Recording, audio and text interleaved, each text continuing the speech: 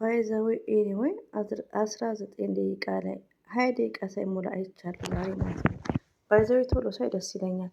ብሩኬ እንግዲህ ዛሬ ማታ ቲክቶክ ላይቭ እንገባለን። አንዳንዴ ለምንድን ነው ያኔ የሆነ አዲስ ነገር ካየለ እንመጣለን ባይል ብሩኬ ኢትስ ግሬት። ለምን ያለ መመቻቸት አለ። ለምን መሰላችሁ ውዶች? አንዳንዴ ሰው ስራ እንትን ብሎ እንቅልፉን ትቶ ቁጭ ብሎ ይጠብቃል። አዲስ ነገር ካየለ እንደ ሰርፕራይዝ ዝም ብሎ ቢመጡ ኢትስ ግሬት። ይሄ ደግሞ ላስተያየት ያክል ነው። ዝም ብሎ ቢመጡ አዲስ ነገር ካየለ አዲስ ነገር ምንድነው ካላችሁኝ ደግሞ ጨረቆች ሰላም ናቸው።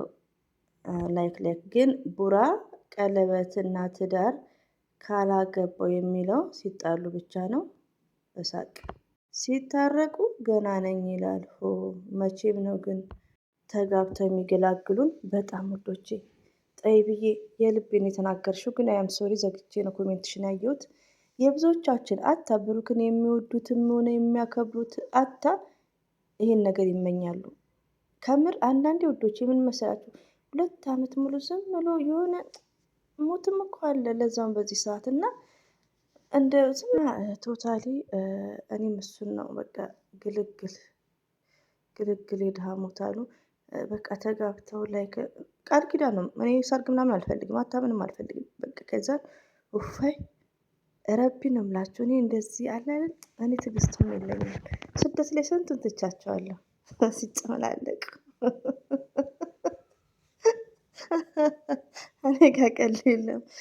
ዛት ኤኒዌይ ዛሬ ሐሙስ ነው። ያው ብሩክ ይመጣላችኋል።